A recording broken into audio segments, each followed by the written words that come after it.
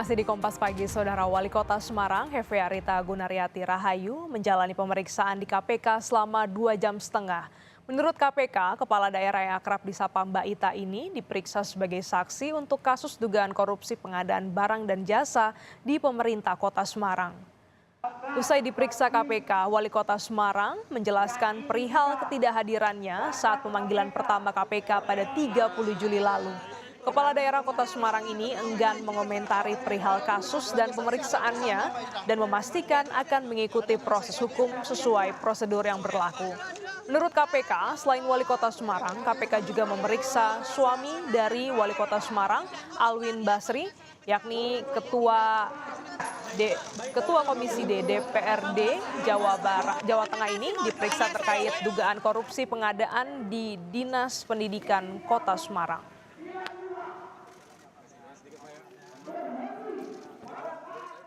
Hari ini memenuhi panggilan yang harusnya hari Selasa karena ada kegiatan paripurna yang harus dihadiri satu kepala daerah. Jadi hari ini saya memenuhi panggilan dan alhamdulillah sudah sesuai prosedur dan mohon doanya saja. Udah kita ini ke penyidik aja ya, tolong sampaikan ke penyidik. Dari HGR tentunya prosesnya di Pemkot Semarang seperti apa, untuk saudara AB, sebagaimana yang tadi saya sudah sampaikan, ditanyakan terkait pihak swastanya seperti apa. HGR yang bersangkutan hadir sebagai saksi. Kita ke sorotan lainnya, Presiden Joko Widodo menyampaikan permintaan maaf atas kesalahan yang ia lakukan selama menjabat sebagai Presiden. Hal ini diungkapkan Presiden dalam acara zikir dan doa kebangsaan di Istana Merdeka. Jokowi menyadari tak bisa menyenangkan semua pihak selama memimpin pemerintahan selama 2 periode. Di tengah sambutannya, secara khusus Presiden meminta maaf atas ketidaksempurnaan selama memimpin Indonesia.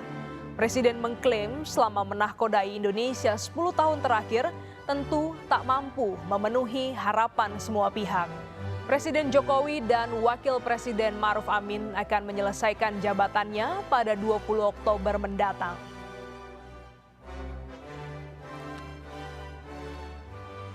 Dengan segenap kesungguhan dan kerendahan hati, izinkanlah saya dan Profesor Kiai Haji Ma'ruf Amin ingin memohon maaf yang sedalam-dalamnya atas segala salah dan kilap selama ini, khususnya selama kami berdua menjalankan amanah sebagai Presiden Republik Indonesia dan sebagai Wakil Presiden Republik Indonesia. Kami sangat menyadari bahwa sebagai manusia kami tidak mungkin dapat menyenangkan semua pihak. Kami juga tidak mungkin dapat memenuhi harapan semua pihak.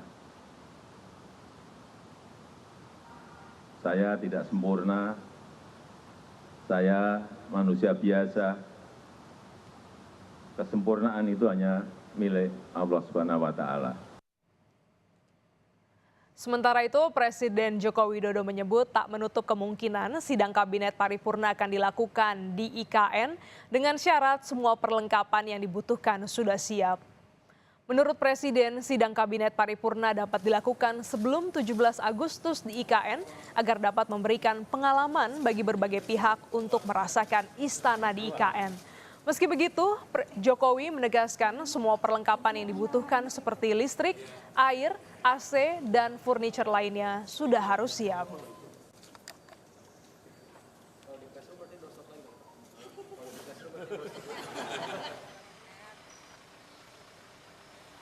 Menteri PUPR sekaligus PLT Kepala Otorita IKN, Basuki Hadi Mulyono turut menegaskan sidang kabinet paripurna akan digelar pada tanggal 12 Agustus 2024 di IKN. Basuki menyebut dalam sidang kabinet paripurna nanti, seluruh menteri termasuk kepala lembaga akan hadir di IKN.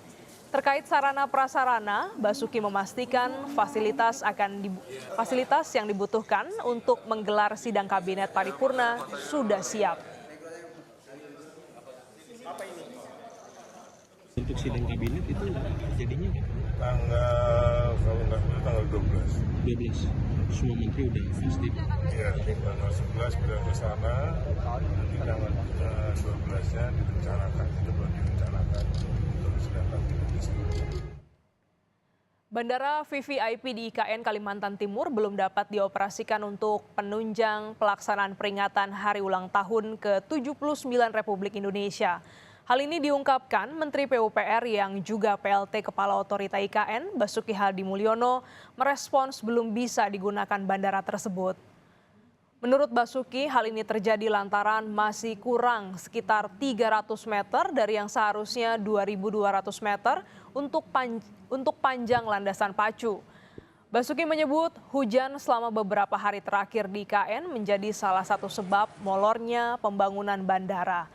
Diprediksi bandara khususnya landasan pacu baru rampung pada 14 Agustus mendatang dan dipastikan belum bisa digunakan hingga 17 Agustus.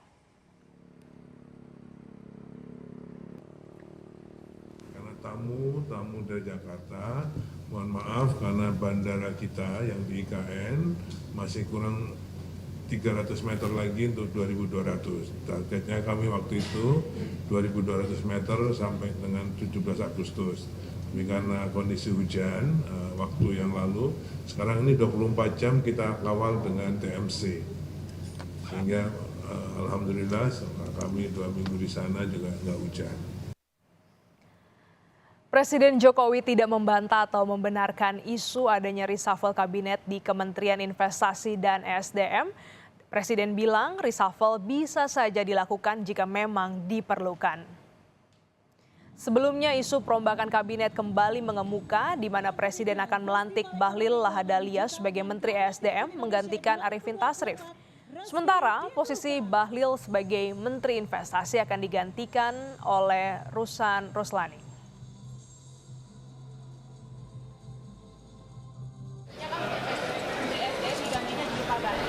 Katanya siapa? Isu yang beredar.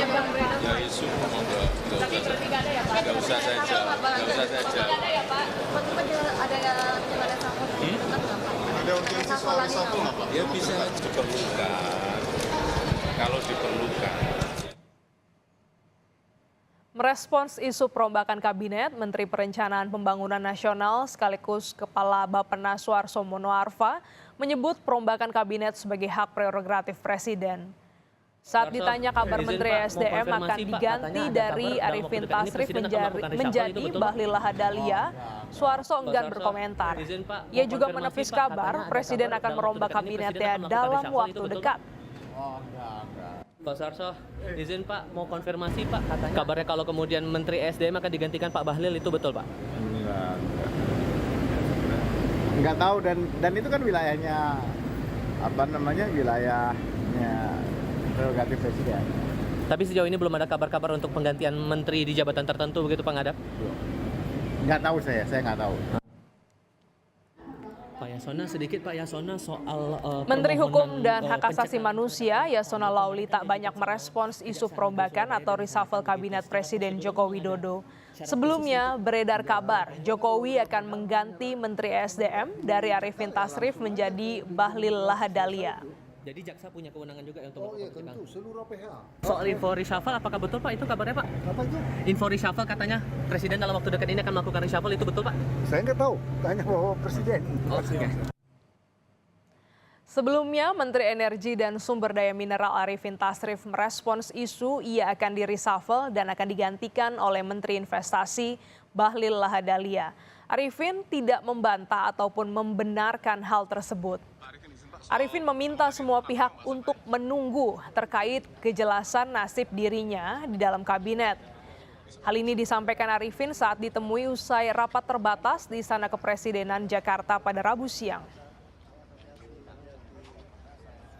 Pak izin Pak, soal isu yang lagi ramai Pak, Bapak digantikan Pak Bahlil itu benar Pak, apa gimana Pak? Tunggu aja. Tapi dari Bapak sendiri sudah mendengar isu itu ya Pak? Kan dia ngomong. Sebelumnya Pak? Kan dia ngomong. Sebelumnya. Soal produksi BBM pada sulfur Pak, 1 September Pak, itu benar? Usai jeda, Kompas Pagi akan kembali bersama Dipo Nurbahagia dengan informasi seorang anak balita berusia 14 bulan terperosok ke dalam lubang sedalam 3,7 meter di belakang rumahnya di Kansas, Amerika Serikat. Misi penyelamatan dilakukan secepat mungkin.